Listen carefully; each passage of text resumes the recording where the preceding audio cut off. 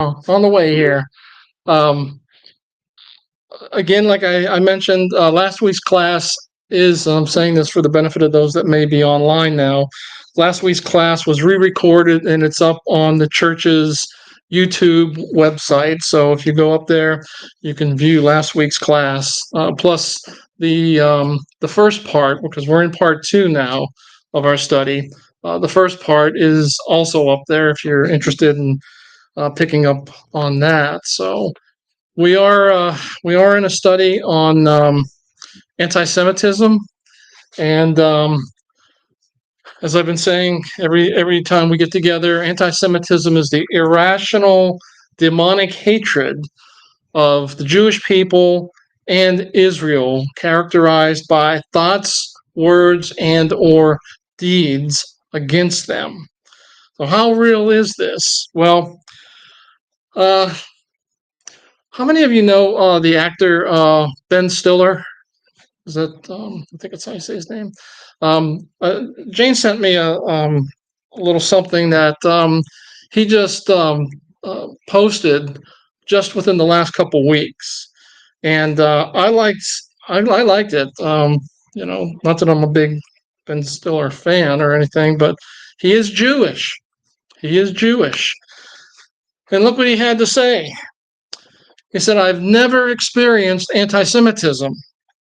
So to start feeling that now, where other people have felt it their whole lives, and to see the rise in anti Semitic violence is something that I never thought I'd experience in my lifetime.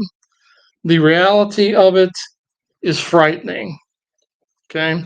Well, this is someone that's an actor. I mean, he is Jewish and he can see what's going on in the world.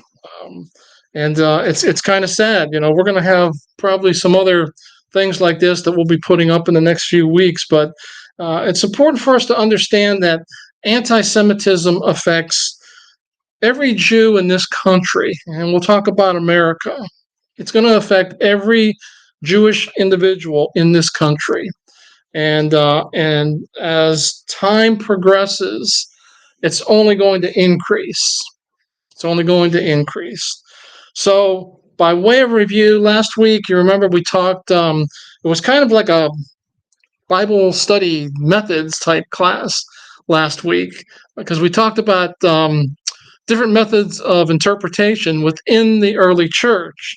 And if you recall, I mentioned that there are two areas of influence in the early church. One is the one in Antioch over on the right hand side of the screen. And that school of Antioch, that's where we have a strong apostolic influence in the Antioch church. They are the church that held to what's known as the literal method of interpretation. That became one of the core beliefs in Antioch for close to 200 years. But the sad thing is, down at the bottom of the screen is the city of Alexandria, Egypt. And in Alexandria, Egypt, they the church started teaching the allegorical method of interpretation. Now, the allegorical method, as you can see, this is the part of the definition that I put up last week. Okay, it takes the literal sense of the Bible and regards it as a vehicle for a second, more spiritual and profound sense. In other words, if you're interpreting in an allegorical way, you can pretty much make the text say anything you want it to say. And if you recall, last week we looked at Nehemiah chapter 3. Those of you that were here talked about the gates around Jerusalem. Remember that Nehemiah was responsible for not only rebuilding the walls around Jerusalem, but also rebuilding the gates around Jerusalem. And if you recall from chapter 3 of Nehemiah, that's basically what it talks about. It talks about rebuilding those gates. Well, remember I showed you the church father Origen and how he used the allegorical method on chapter 3. And if you remember the strange things he came up with, that's what happens when you interpret allegorically. You basically can make it say whatever you want to. You really can. Again, this is all review. I'm not going to spend a whole lot of time here, but I kind of summed it up like this. The allegorical method of interpretation, which is the one from Alexandria, is the method that kind of wins the day in the early church. The literal method, which they were teaching in Antioch, kind of goes by the wayside by the 200s, 250. It's kind of it's actually it's going to be lost for over 1,000 years because it will take the Reformation to bring the literal method back into vogue. The reformers will start using the literal method of interpretation when the Reformation begins. So that's not until, the close to the mid 1500s. So from 250 until about 1500 plus, okay, everything is done through the allegorical way of interpreting the scriptures. And I mentioned last week, I'll mention it again this week, the allegorical method of interpretation is the origin of replacement theology. And there's my little one-sentence definition of replacement theology. It's the idea that the church has, bold letters, permanently replaced Israel in the plan of God. So if the church has permanently replaced Israel, what happens with Israel? What happens to the Jews? Yeah, they're kicked to the curb, pretty much. They're kicked to the curb. Okay, and you're going to see as we go through tonight. And I mentioned last week. I'm a lover of church history, and I'm going to give you some quotes tonight. We'll try and get through this.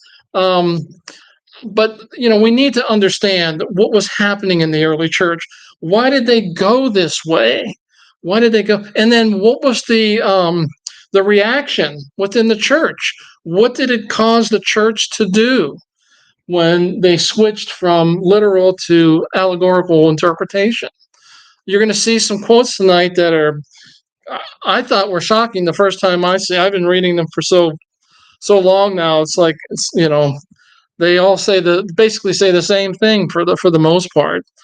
Olivier Melnick, who is someone that I mentioned last week, one of our resources. This is a quote from him. He says, "The road to another Holocaust, is being rebuilt by hate, but paved with political correctness and apathy. The road to another Holocaust is being rebuilt by hate, but paved with political correctness and apathy." That's where we're at today. And we're a few weeks from, modern anti-Semitism. We should probably wrap up the early part of anti-Semitism next week. But these are some of the things that the early church fathers mentioned. They're called the Jews during this time period that we're talking about, up to the 400s. Okay, they called them murderers. Now, and I've got the names of the so-called church fathers over on the right-hand side of the screen. They were called murderers. They were called Christ killers. That became very big. They were possessed by the devil. They were degenerate. They were cursed by God, and they were demons. That's how the church fathers saw the Jews at this time. And we're talking about somewhere between 100 AD and probably 450 AD, somewhere in that time frame. And those are the church fathers. Okay, this is how they looked at the Jews at this time. But what does the Bible say about the Jews? Yes. I got a question. Were Yeah. all the church fathers by 100, were they all Gentiles, or were some of them Jews themselves? As far as I know, they were all Gentiles. Okay, so after John, Mm-hmm. then there was a trend he was one of the last ones before the church fathers of the second century took Yeah. over. And you're thinking all of those were Gentiles? Yes. Yes. No more Jewish leaders after the original last apostle. Yeah. I think after John dies, I don't think we have, well, Jews, and I mentioned this last week, there are Jews in the church still, but they are becoming fewer and fewer and fewer. And, it's going to get to a point where there are no Jews. And what I mean by that is there are no believing Jews in the church. Okay. There are going to be less and less of them because what happens? We have a Gentile empire, don't we? The Roman Empire. It's made up of Gentiles. Okay. The Jews are a unique group. And if you remember from last week, I mentioned in 135 AD that Hadrian expelled the Jews from Israel and renamed the area, long story short, renamed it Palestine. So anyone that lived in that area, whether they be Jew, Gentile, whether they be Arabs or whatever, they were considered Palestinians because that's where they lived. It had nothing to do with anything racial or anything uh, anything as far as their background goes. It was just the area. It's like, we're all from different areas in this country, but we're called what? We're called Americans, right? The same thing took place in Israel when it was changed to the name Palestine. Okay, Jews up until the time, and this is interesting.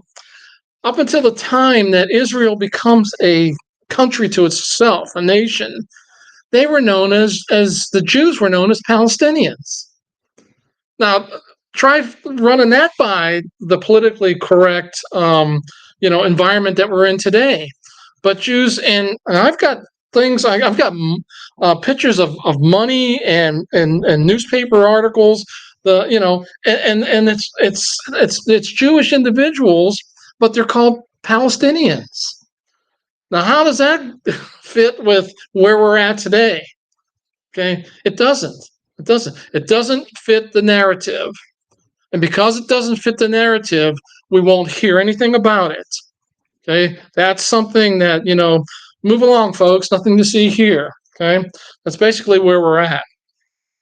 But talking about, this is how the early church fathers, and we're talking about the Jews. Okay, I mentioned last week, and I want to make sure that you understand what I'm saying. Okay.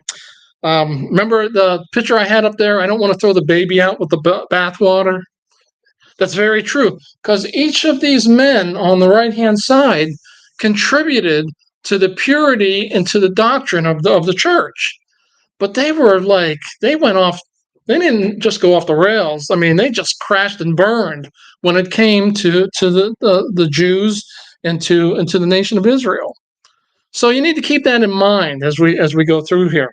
What's the Bible have to say about the Jews? How does God the Father refer to the Jewish people? His chosen people. Okay, it's his chosen people. Yes. Anything else? Blank stares, so let me give you some. What does the Bible have to say about the Jews? They're called the apple of God's eyes. You have diverse references over on the right. Okay. They're called the daughter of Zion. They're called God's chosen people. They are a treasured possession from Deuteronomy. They are a great nation. That's the Abrahamic covenant, right? Here in Genesis 12. Okay. And over in Romans from our New Testament, the Jews are called beloved. Now, there's a big difference, isn't there, between what we see here and what we see over here. Okay. God refers to the Jews as special individuals, special people. But you know what the church did? They took this language and they corralled it. And guess who is now considered all of these things? Church. The church. The church. Well, what about all um, the disciplines and the destruction and things against Israel? Well, that's still on Israel. Okay. I mean, we got to be honest here. I mean, we, as the church, we are this, but we're not going to be disciplined because we're God's chosen people now. Okay. We are beloved by the Father, but those Jews, they're still under the curse. They're still under the curse. Okay. And that's kind of how the early church fathers looked at the Jews. Okay. They like I said, they just went way off the rail here. And again, it goes back to the way they interpreted Scripture. Okay, I know I'm saying this over and over again, but you have to understand that.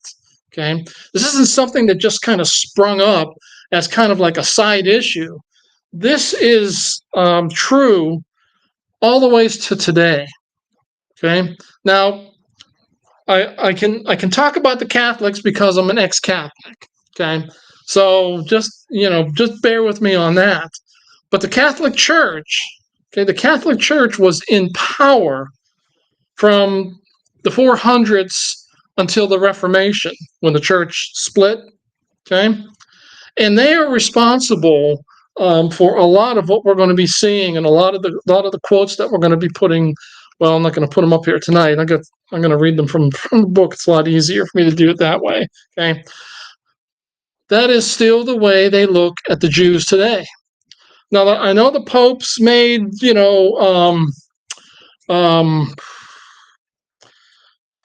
he's tried to appease the Jews and all, but if you dig into Catholic theology, and this is something that people don't do, okay?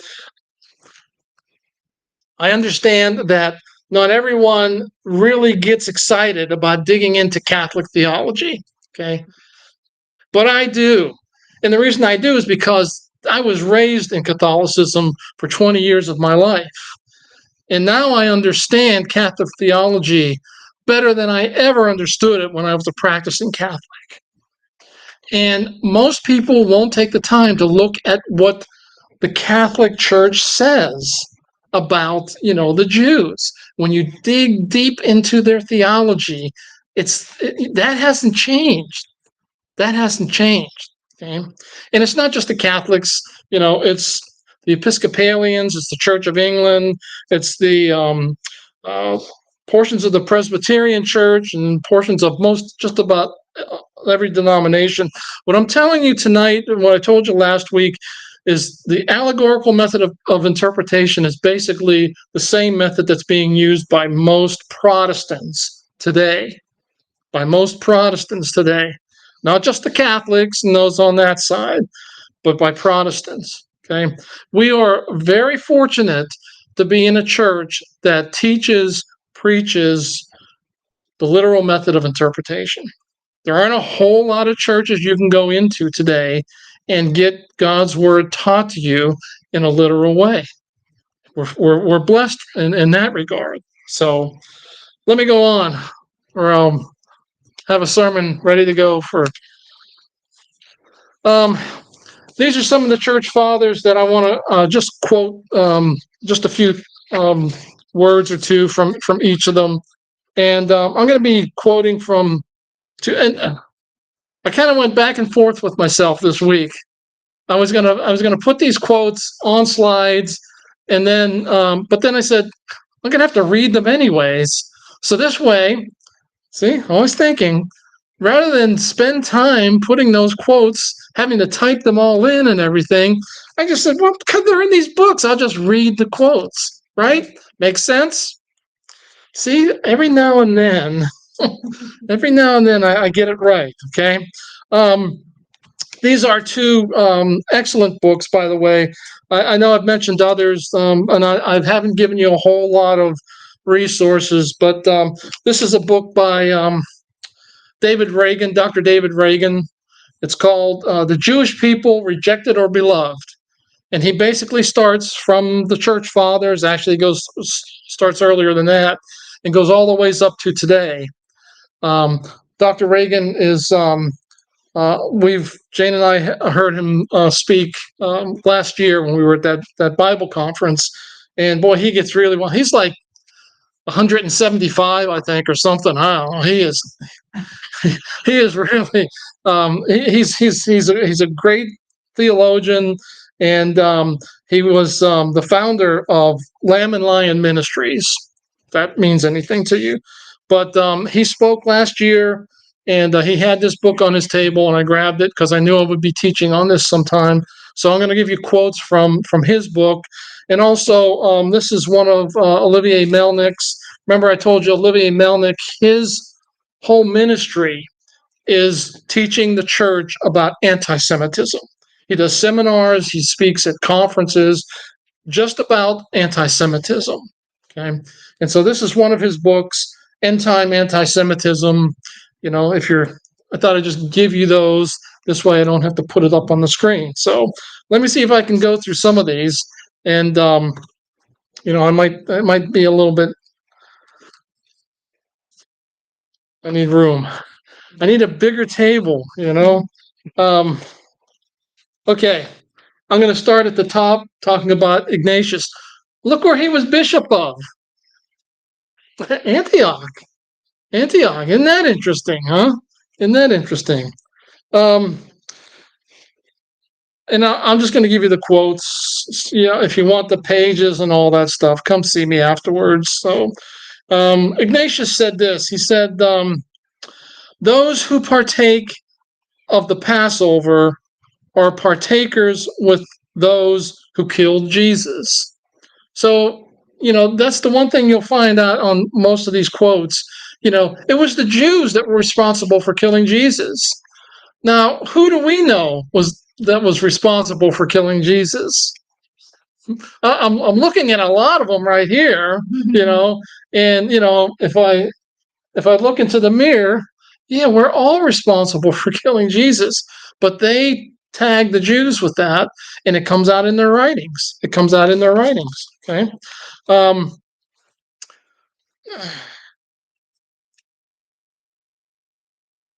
He says this, for if we are still practicing Judaism, okay, we admit that we have not received God's favor. It is wrong to talk about Jesus Christ and live like Jews. For Christianity did not believe in Judaism, but Judaism in Christianity. What Ignatius did is he basically placed the church before Israel chronologically, which makes absolutely no sense, but that's what he did. Okay, that's what he did. Okay, that's Ignatius. Justin Martyr. Now, a lot of these names you probably have heard of, but you probably didn't really know much about them. And again, I'm giving you the bad side because we're talking about anti-Semitism, but we're all responsible for helping the church through those early years of trying to keep the doctrine straight within the church. Okay, Justin Martyr. Justin Martyr said this. Let's see here.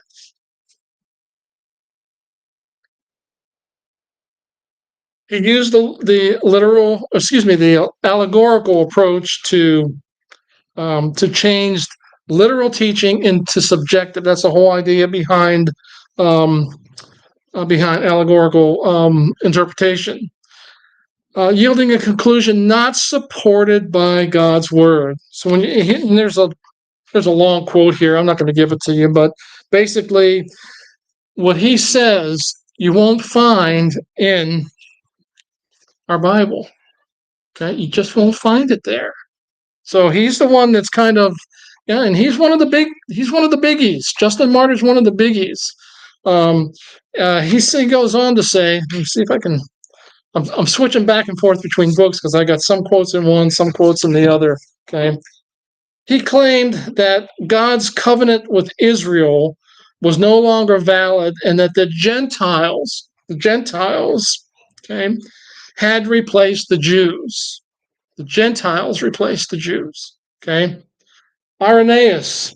And notice that we're all basically in the same time frame here, 100 to 200 plus AD. Okay, Irenaeus says this. By the way, Irenaeus, interesting individual. He was a student. Have you ever heard the name Polycarp? Polycarp. Well, Polycarp was a disciple of John, the Apostle John. Okay, Irenaeus was a student of a Polycarp. So it's kind of interesting. So it's only one generation from the apostles. He says this: the house of Jacob and the people of Israel are disinherited from the grace of God. They're disinherited from the grace of God. He goes on to argue that they have rejected the Son of God and that they slew him. Again, it's the Jews that are responsible for putting Christ on the cross. Nobody else is involved. It's just the Jews. It's just the Jews. Clement of Alexandria. Okay, oh, we got someone from Alexandria now. Okay, he says this.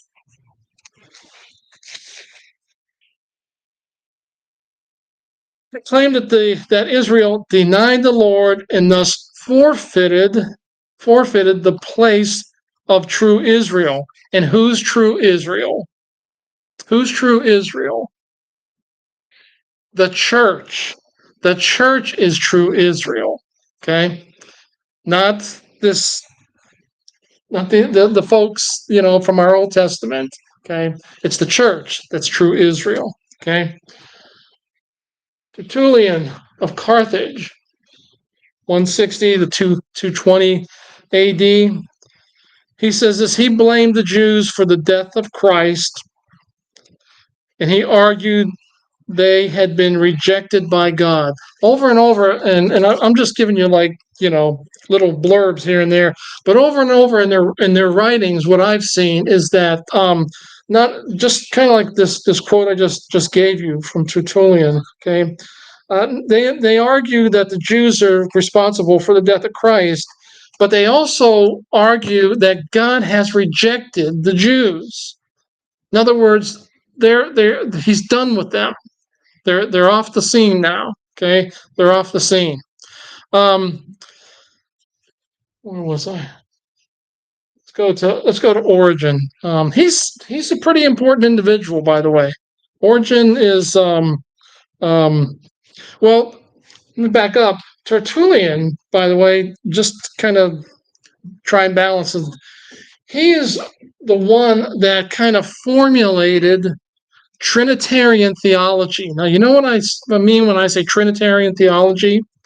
In other words, Father, Son, Holy Spirit are one. Okay.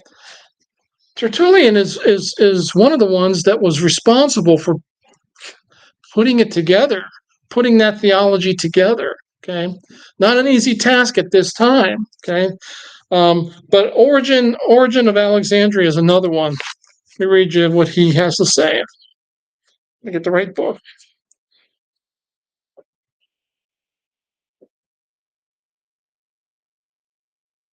Okay, this is my longest quote, and then we'll move on.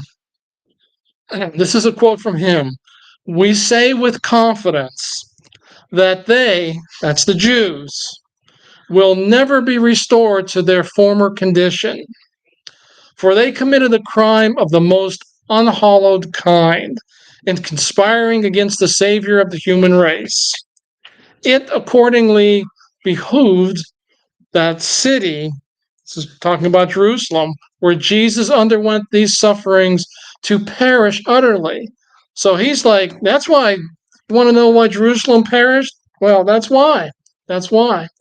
And the Jewish nation to be overthrown, and the invitation of happiness offered them by God to pass to others.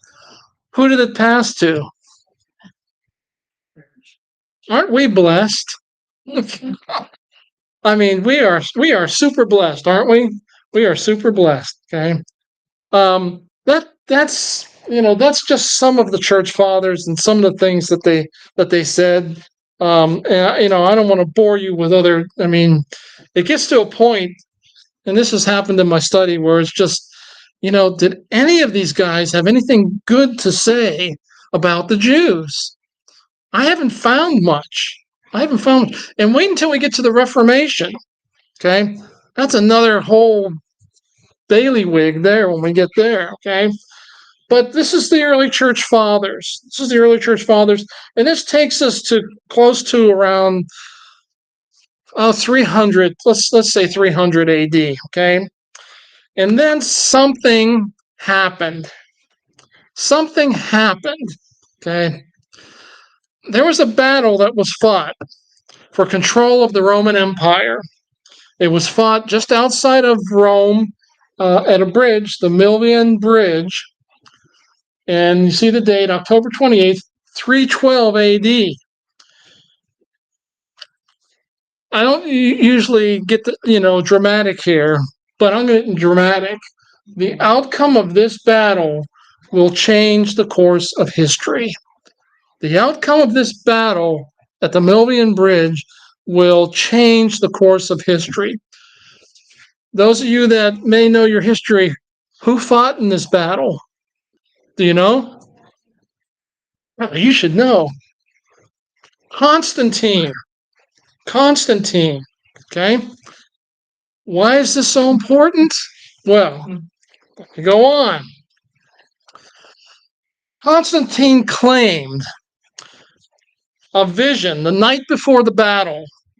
He saw a cross suspended in midair, and under this cross in Greek. Now you got to remember they were still speaking Greek and Latin at this time.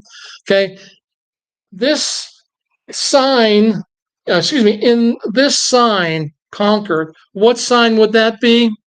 The sign of the cross. The sign of the cross. Okay, Constantine sees this vision. Okay, this is the way the history goes. Take it for what it's worth. Okay, he sees this vision, and under this cross he sees in the sky, he sees these words: "In this sign conquered." And what he did, and I've read a couple different accounts of this battle, and you can once again, do your own research, see if you find anything different. But Constantine came up with this symbol over on the left hand side. It's called the Chi-Rho symbol. Chi-Rho symbol. And what that is, it's the Greek letters Chi and Rho, which are the first two letters of the name Christos in Greek. The Chi is the X, the Rho is it looks like a P, but it's actually the R in Greek. Okay. From what I have read, Constantine did one of two things. He either had his men paint crosses on their shields, or put the Chi-Rho symbol on their shields before this battle at the Milvian Bridge. Well, needless to say, Constantine comes out the winner. Okay, there were pretty much two emperors at this time. There was Constantine in the east, and Maxentius in the west, and they met in Rome and fought this battle. Maxentius was killed. From what I understand, he drowned, but Constantine wins. He becomes the sole ruler of the Roman Empire. See, you didn't know you were going to get a lesson on the Roman Empire tonight, right? Okay. Well, this is why it's so important. Because he believes it's the Christian God that gave him the victory, he's going to declare Christianity will now be given tolerance within the Roman Empire. Now, think of where we're at, 312 AD. There's still persecution against the Christians.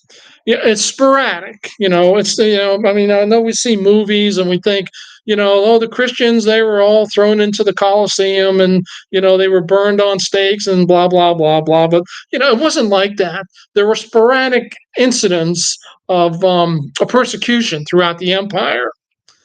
at this point, Christianity becomes not only a tolerant religion within the empire, but within a matter of months, okay,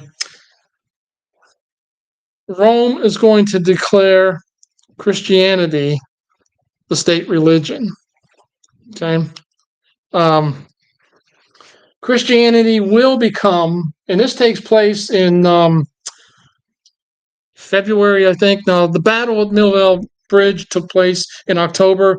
Now, fast forward to February.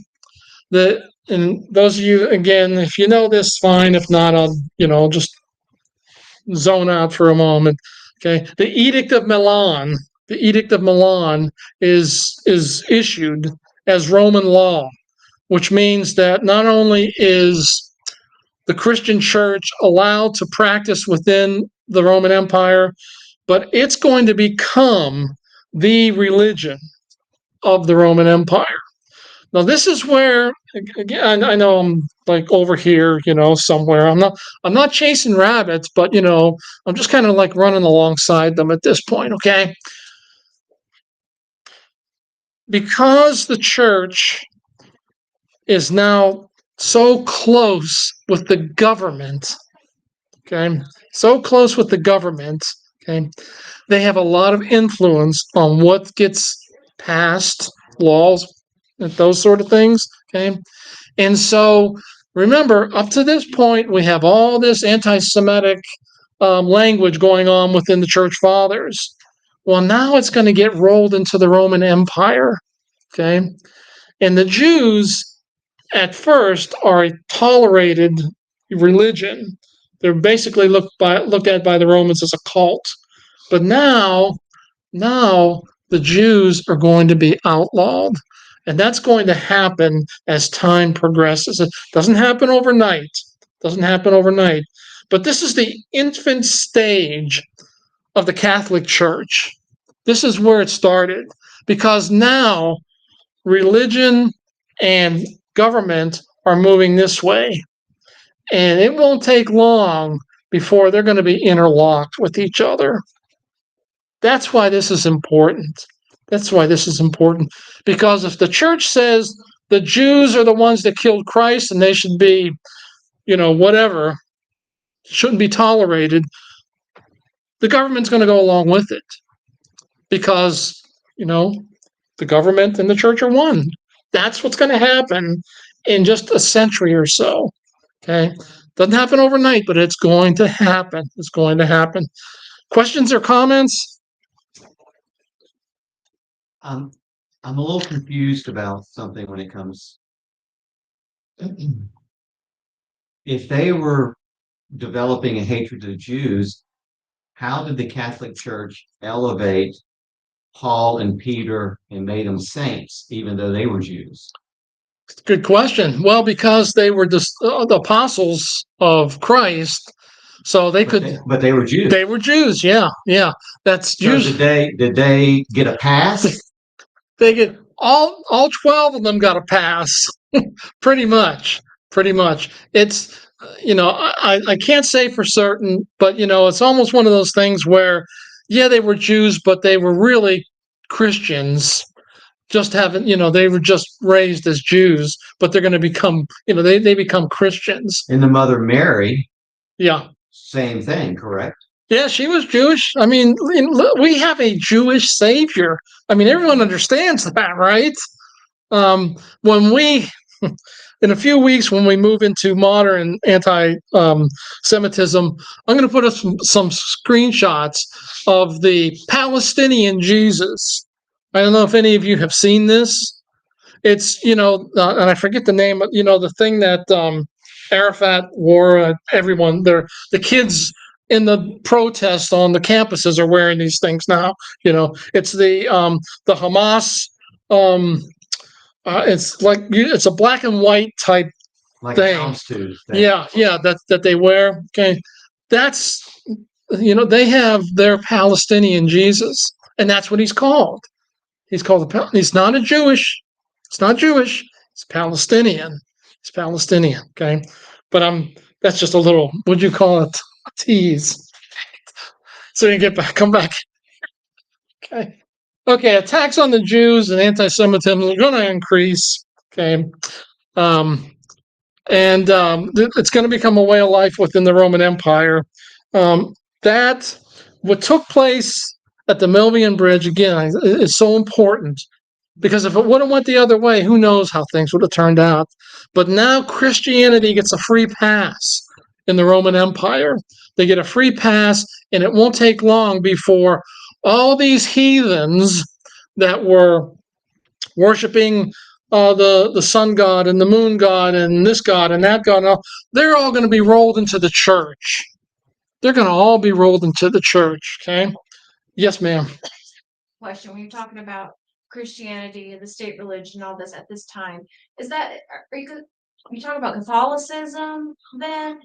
We could call it, I'd call it Catholicism in its infancy. Okay. Catholicism. And I don't think we have a Catholic Church until until after Augustine or Augustine, depending on which part of the country you're from. Okay, he's the one that's going to set the theology for the Catholic Church, and I think it's going to be like after the 430s, probably closer to the late 400s, where the Catholic Church is really going to be become a power. Okay, an absolute power. Okay, any other questions? Okay, let me move on. You folks have been so nice. I might even let you out early tonight. Okay, but don't get your hopes up. Okay, I have one more. I think I got one more quote. I got lots of quotes, but I want to give you one of the longer quotes from John Chrysostom. John Chrysostom. Okay. Stay with me on this. It's a long quote, but these are his words. These are his words, okay, written in the probably, he was kind of a contemporary of Augustine. He was pretty much side note, all these guys that I put up on the screen, they all became saints within the Catholic Church. Just something to think about, okay? John Chrysostom says this. Follow along with me. The synagogue is worse than a brothel. It is the den of scoundrels and the repair of wild beasts. The temple of demons devoted to idolatrous cults. The refuge of brigands and debauchers, and the cavern of devils. Isn't this? Tell us how you really feel, John. Just don't mince words, John. Tell us how you really feel. It is a criminal assembly of Jews, a place of meeting for the assassins of Christ, a house worse than a drinking shop, a den of thieves, a house of ill fame, a dwelling of iniquity, the refuge of devils, a gulf and an abyss of perdition. And he goes on and on and on. I hate the synagogue. I hate the Jews. Really, wasn't really picking up on that. And he goes on towards the end there. He says, they are men possessed by the devil, and they have surpassed the ferocity of wild beasts, for they murder their offspring and immolate them to the devil. In other words, think back to the Old Testament time when they were offering their children in the fire. This is what Chrysostom was talking about here. Okay, that's what he was talking about. And notice the name of this treatise that he wrote. Okay, against the Jews. Against the Jews. Now this is in the late 300s, early 400s. Wait till you see what Martin Luther and John Calvin have to say about the Jews. It's almost word for word, folks. It's that bad. It's going to get that bad. I teach on, I mentioned this. I teach on I teach on Martin Luther every year, but I teach on early Martin Luther when he was trying to reach out to the Jews. Okay, when he was trying to reach out to the Jews. He turned 180 on the Jews later in life.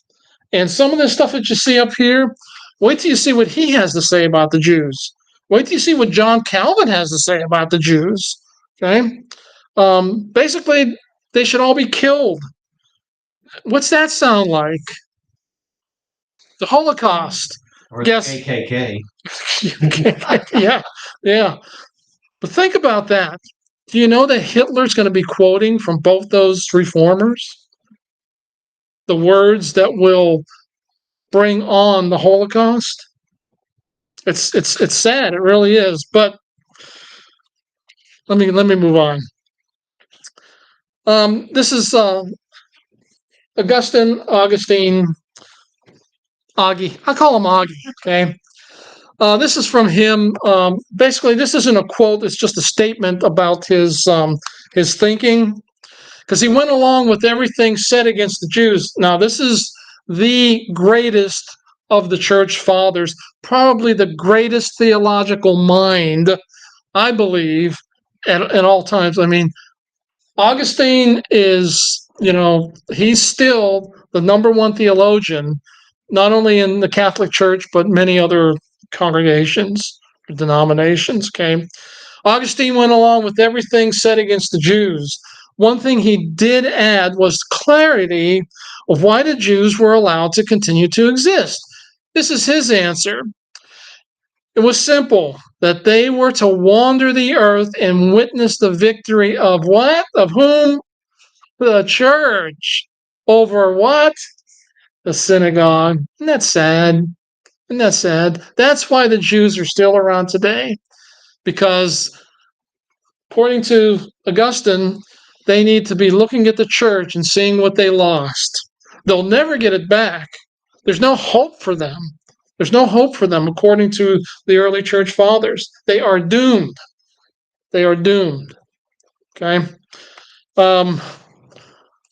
Next week, we're going to move into the Middle Ages.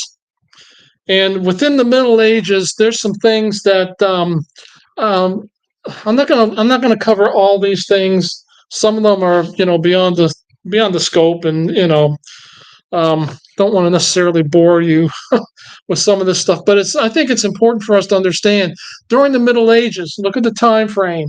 Okay, that's a round number, 500 to 1500. That's a round number. Other scholars, they're 487 or whatever, but I rounded it off. Okay, these are some of the things that will come out in the Middle Ages. The two codes at the first two bullets, basically against the Jews.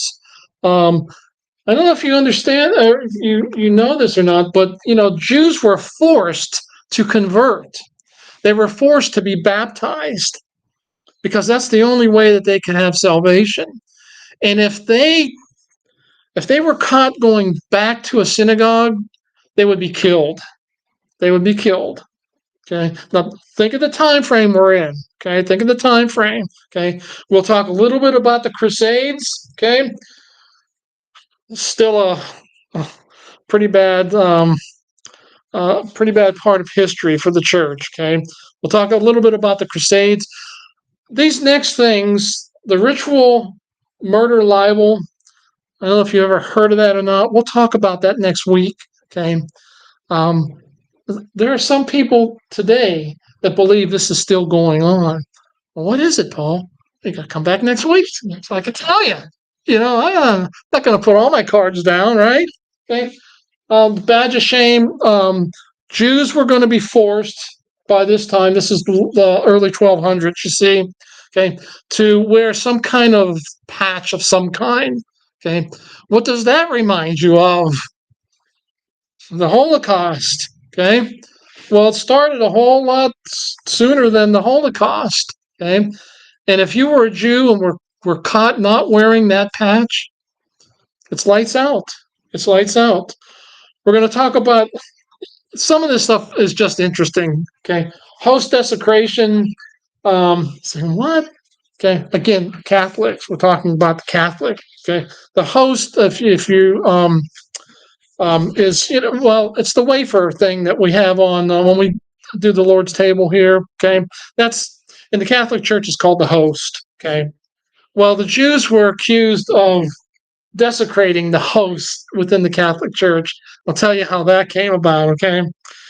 Also, at this time, the Black Plague comes in the late 900s, and so the Black Plague will decimate Europe. Numbers I saw is anywhere from a third to a half of the population. Think of this: of all of Europe will die during the Black Plague. Guess who gets the blame for that one? The Jews. The Jews. You know why? Tipping my hand a little bit. Because the Jews had um, they had cleanliness and Hygiene. thank you. I knew it was a high something, but not a hyena. Right? So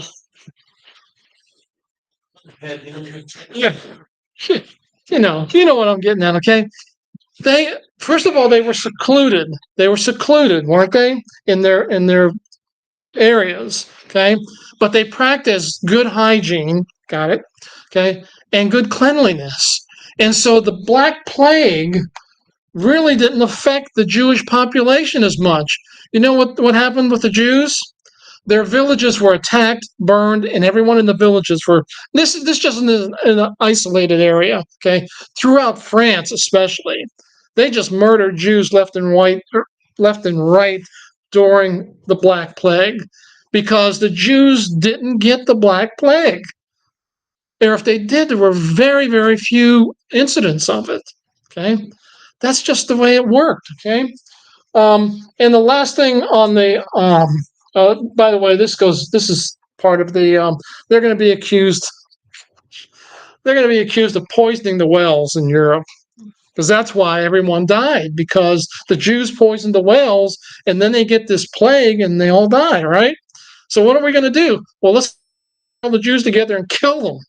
And that'll put an end to it, right? Yeah, that really worked. The Spanish Inquisition takes place in the actually in the early 1400s. But look at I put that little question mark there. I'll kind of wrap it up with this. What happened in 1492?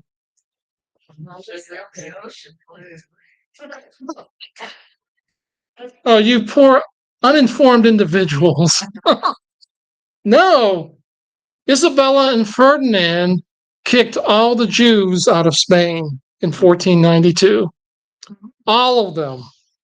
They had 6 months to vacate or they would be killed. They left homes, they left businesses, they left fortunes, and the Spanish gobbled it all up. They gobbled it all up. Okay. The Spanish Inquisition is something that we think about from the church, but it was the king and queen of Spain that put the pressure to kick all the Jews out of Spain. That's exactly what they did. The Jews from that point scattered throughout Europe, okay, because there were a lot of them that were living in Spain at this time. So everything we've looked at tonight, that comes from our early church fathers, but you need to understand it doesn't come from God's word. Okay, those quotes and everything that I was giving you that's not scripture. That's church fathers, and church fathers they haven't just gone off the rail. I mean, they've crashed and burned when it comes to anti-Semitism. And so you need to understand that as we kind of move along in this study and move closer to our time today. Next week, we'll look at these things here and then talk about the Middle Ages, and then we'll talk about the Reformation. We may get into the Reformation next week. And like I said, my main thrust for that is just to show you from Calvin and from Luther, where they just went big time sideways when it came to the Jews. So, and then from there, we'll move into early modern anti-Semitism. We'll get into World War II. Well, we'll start with World War I, get into World War II and all that, and then from there we'll wrap it up with a study on modern anti-Semitism. What's going on in the world today? Well, all you got to do is, read the paper. I guess we don't read the paper. Read your online stuff, and you know what's going on today. So, questions, comments before I wrap it up here tonight? See, it did get warm in here, didn't it? That's it. Yes, sir. It's amazing how the Jews have survived Mm, with all this that's been going on with them through the years, and they're still surviving. hard to believe, isn't it? Hard to believe. And they've kept they're one of the few, if not the only, ancient culture that has kept their language and have kept their